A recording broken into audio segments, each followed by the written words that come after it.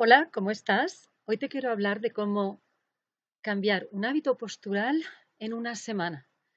Y es posible que te digas que esto es imposible, pero te aseguro que con una estrategia enfocada y con disciplina vas a poder empezar a cambiar esos hábitos posturales que deseas cambiar, introduciendo cambios y luego te faltará, por supuesto, la repetición.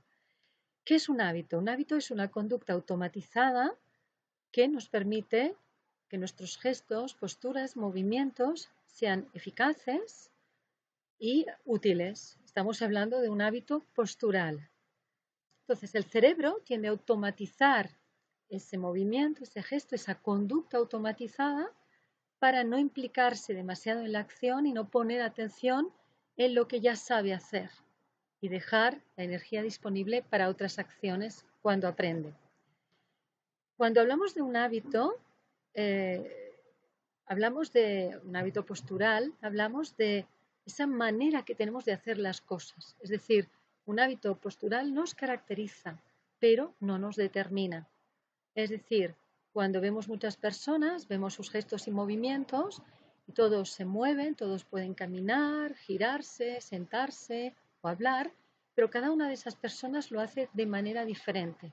Entonces, hay mucha variación en la manera en cómo hacemos movimientos muy humanos. Los movimientos son los mismos, pero la manera de hacerlos y de expresarlos varía en función de cada persona y sobre todo en función de la autoimagen que tiene esa persona de sí misma, es decir, cómo se percibe esa persona en la acción, en ese movimiento. Si una persona no se siente capaz de hacer un movimiento, en su autoimagen estará inscrito que no es capaz de hacer ese movimiento.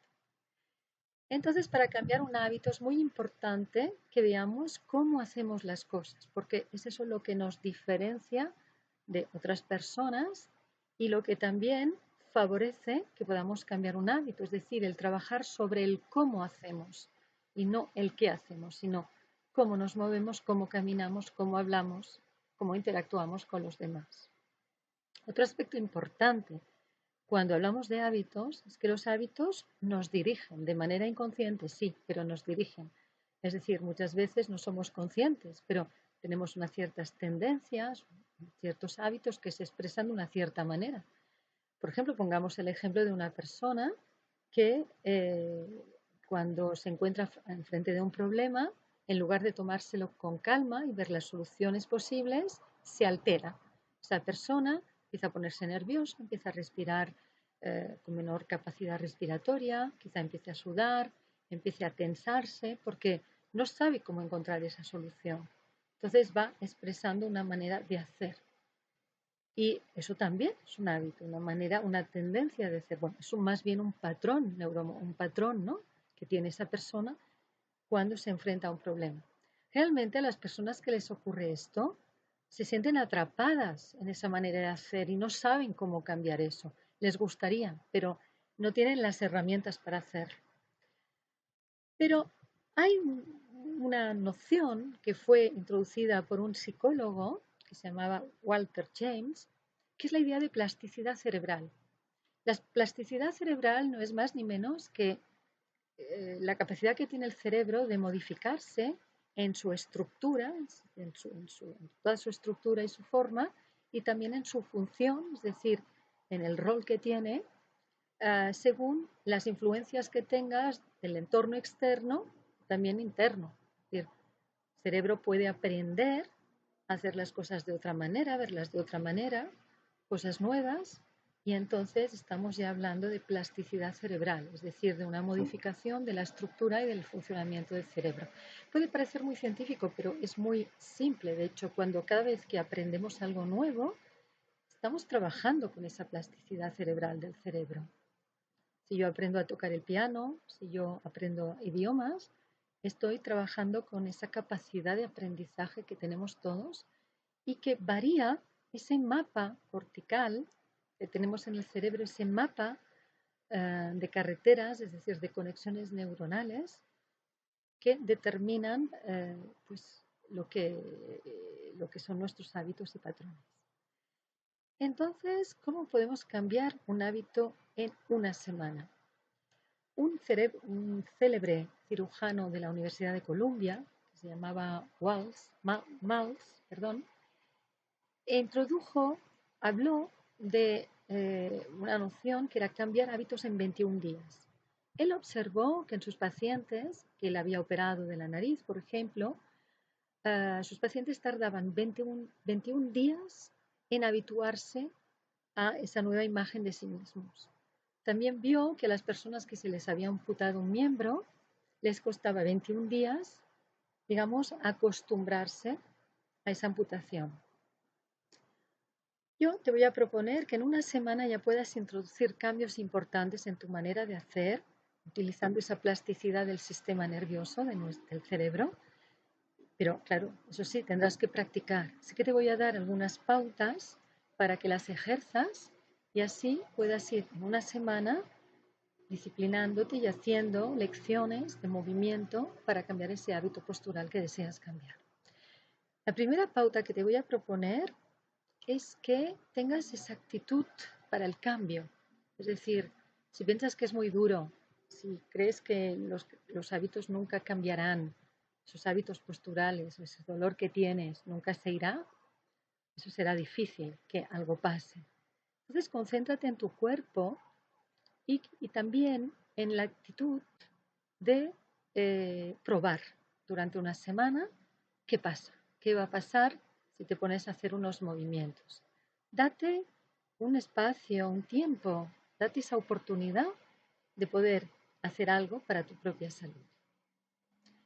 La segunda pauta es que empieces a sentir tu cuerpo, y es decir, que pongas una atención a tu cuerpo y que veas qué es lo que te gustaría cambiar a nivel del hábito. Puede ser que, por ejemplo, tengas mucho dolor de espalda y que hayas ido al médico o a ver a fisioterapeutas y que la cosa no acabe de mejorar y que quisieras introducir una mejoría.